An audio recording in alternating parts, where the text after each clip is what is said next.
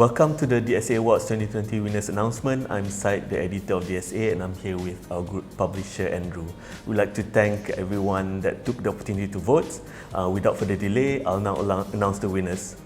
The first category is for Best Enterprise Storage Company of the Year, and the winner is Dell Technologies.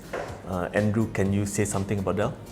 So, well, I think the only thing to say is we've been running this awards for 5 years now, is it the fifth year? And Dell has won this category every year. I guess it's not a surprise, they are the big player in this space.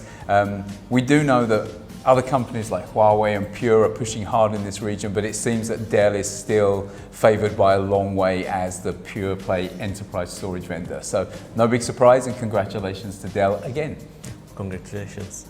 So the second category is for the Best Data Analytics Vendor, and the winner for this is Microsoft. Andrew, what do you have to say about that? So again, actually I was surprised because the category had a lot of competition in it and some pure play analytics vendors that we know are very popular and do well in this region. And we don't often talk about Microsoft and their analytics capability, but very clearly a lot of people do vote for them, and it's not just about using Excel for analytics, it's a lot of the other tools as well that they mentioned. The next category is for the Best Business Continuity Vendor. The winner for this category is VMware. I think, Andrew, we've heard a lot of business continuity, especially during the COVID situation, so what are your thoughts about the winner for this year? Yeah, so I was, again, I was really surprised that VMware got this vote, and it was consistent. They won by a long way, and they were up against, again, pure play business continuity vendors, like one that I know very well that I worked for years, like Zerto.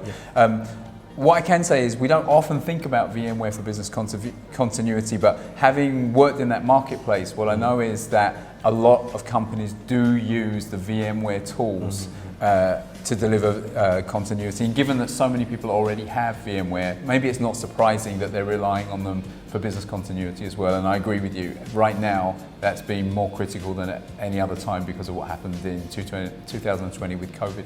So congratulations to VMware. Congratulations.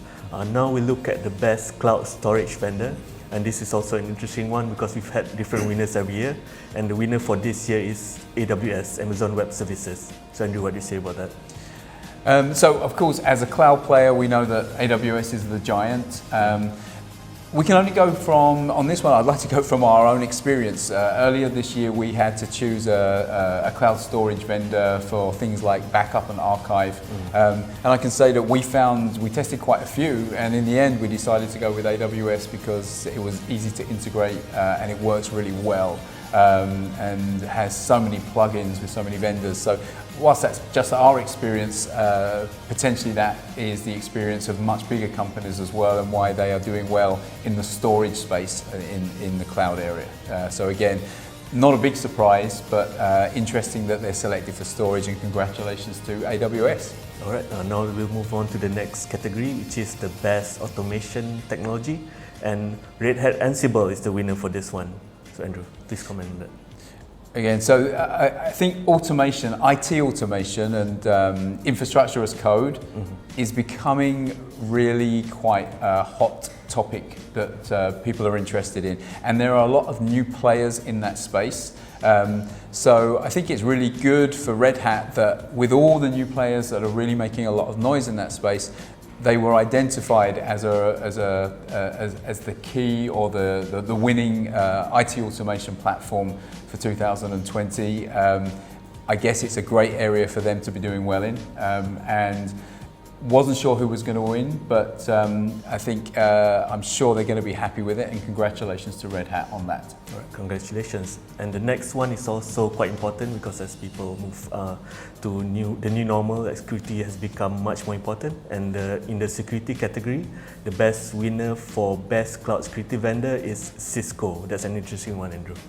Yeah, and we were specific in talking about cloud security because of the move to hybrid cloud, multi-cloud, those kind of things. So I think for us this year, we're not overly surprised that Cisco won. It was close. There were a lot of votes for a lot of other vendors, but I think the breadth of Cisco's portfolio on cloud and in terms of things like the networking security as it relates to cloud, to me, is probably the reason why they won this. So again, definitely a worthy winner, and congratulations to Cisco in the region.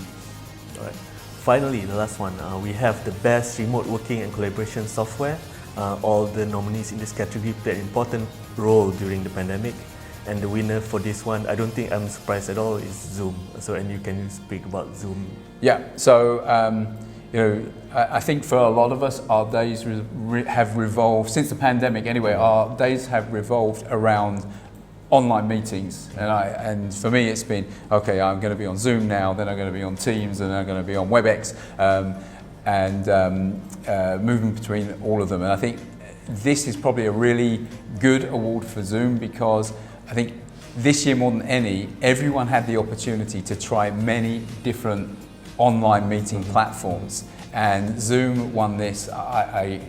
Without going into the specifics, but they won it by a long, long way. So I think it's not a surprise, as we said, but it's clear that people do enjoy using that platform. So again, congratulations to the Zoom team in Southeast Asia, and we look forward to using your product in 2021. All right, and for every award we have open categories, and this year we have 2 of them. The first one is the Best Data and Storage Technician of the Year, and the other one is Best COVID Continuity Project. So, and can you speak about the categories and the judging process? Yeah, so these 2 categories are open categories. So that meant that anyone could nominate either their preferred storage or data technician of the year, or they could nominate a specific project where technology was used to help with keeping a business up, running and productive during this unexpected lockdown and unexpected remote working. So for this one, we did it as a open category, which means it has to go to the judges. It wouldn't be fair for AOPG alone to then do the judging. So what we did is we had Syed, we also had our other senior journalist, Aaron, who judged alongside with a gentleman by the name of Paul Talbot, who is an industry veteran in storage. He's worked in storage for many, many years with many independent storage organisations, and is an analyst in that area. So Paul Talbot joined, and he was the judge with the deciding vote. And the 3 of you got together and decided, based on the nominations we had after discussing them, which ones that you would pick. And I think what we're going to do now is bring Paul in remotely and let him announce those 2 winners. So I guess we'll switch over to Paul. Hello everyone, I'm Paul Talbot, and I'm a member of the panel choosing the DSA Awards for 2020. We're looking at the category for the Best Data and Storage Technician of the Year, and I'm delighted to announce that the winner is Fadli Hassim from Barracuda Networks. We had a number of strong submissions, and it was a difficult choice, but Fadli stood out in terms of having a very innovative solution for his customer. He works clearly with the customer on cloud archiving solutions, and in terms of judging him on innovation and providing that solution, we felt that he was by far and away the best submission.